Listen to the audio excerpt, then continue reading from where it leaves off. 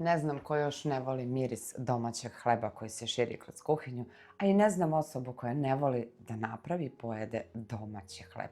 Da li ste vi jedni od tih? Ja sam danas napravila ove male takozvane hlebčiće u vidu pogačica. Možete praviti veće. Ja uvek volim ovako da napravim po 6 manjih.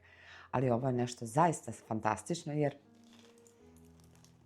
ne samo što hrskaju, unutra su mekane i jako vazdušaste, a napravit ćete veoma jednostavno. Prijetno! Za početak ću prvo aktivirati kvasac. U posudu ću staviti 10 grama suvog kvasa, kašiku šećera i prelijet ću sa malo tople vode da se kvasac aktivira. Ukupna količina vode koja će biti potrebna je 350 ml, ali dodajte u činicu malo samo koliko da mlaka voda aktivira kvasac. Zatim ću dodati ovako jednu kašičicu brašna. Opet ću promiješati, poklopit ću i ostavit ću da se kvasac aktivira malo samo da onako nadođe.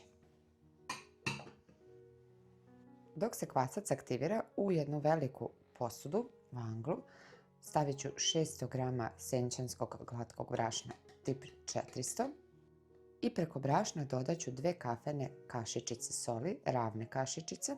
Promiješat ću da sjedinim so i brašno. Napravit ću jedno udubljenje i sada ću tu dodati kvasac. U brašnu u sredinu dodajem aktiviran kvasac. Dodajem 2 kašike maslinovog ulja, možete koristiti i suncokretovo obično. I prelijet ću sa ostatkom vode, znači sve zajedno sa kvasem koji smo aktivirali, ukupno je potrebno 350 ml vode. Ovo testo ću sada zamesiti i treba da bude baš mekano i lepljivo.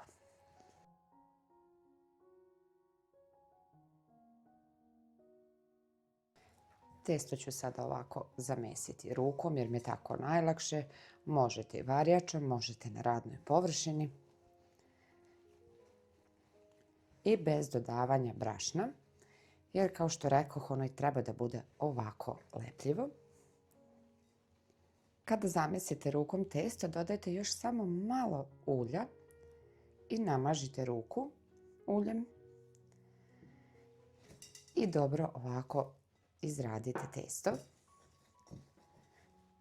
da bi ostalo sočno i vlažno.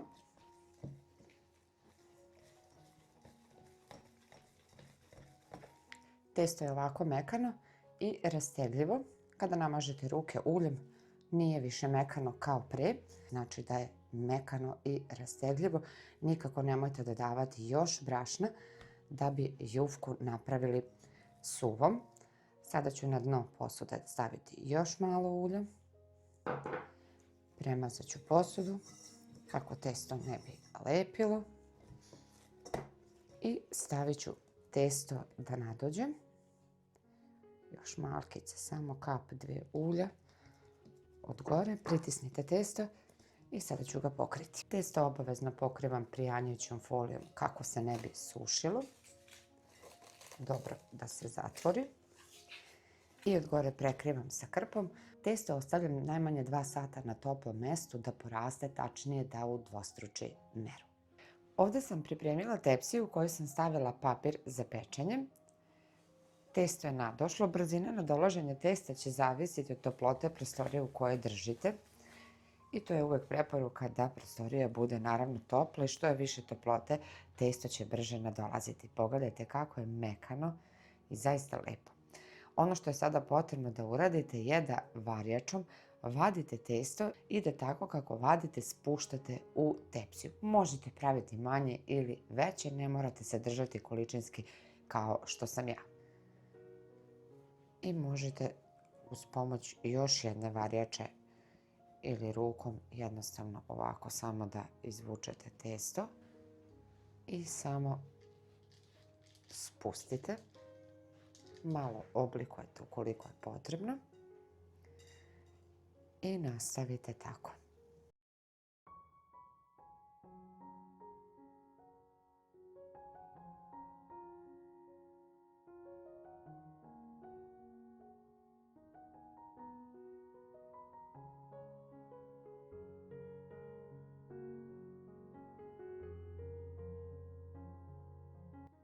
Kada sam napravila ovako 6 manjih loptica, uzet ću pomalo brašna i staviti preko svakog dela testa malo brašna od gore i prekriću, ostavit ću na toplom mjestu da još malo nadođe, taman dok zagrejemo rernu. Rernu je potrebno da uključite i zagrejete na 180 stepeni da ona bude dobro zagrejana, dotle će i testo lepo još dodatno da nadođe. Veoma bitno je kod pripreme da ovo testo odstoji kako prilikom nadolaženja u vangli, tako i sada. I pekla sam na 180 stepeni 35 minuta. Značite da je gotovo kada ovako korica postane tvrda i hrskava.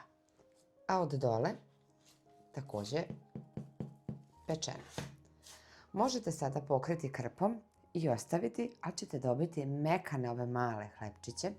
A ukoliko želite onu hrskavu koricu, ostavite jednostavno ovako da se ohlade na sobnoj temperaturi. I kada se malo prohladio hleb, da nazovemo tako, mali hlebčići, pokazat ću vam kako izgledaju, jer mi zaista volimo kada se jedu vrući. On je hrskav, ali ujedno i mekan. Pogledajte vi ovo.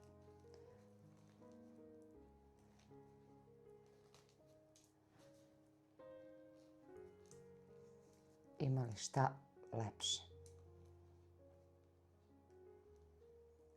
Ovako pripremljen može stajati po 2-3 dana u dobro pokrivenoj kesi ili krpi, stolnjaku da zamotate dobro i on će ostati mekan i ovako vastušast.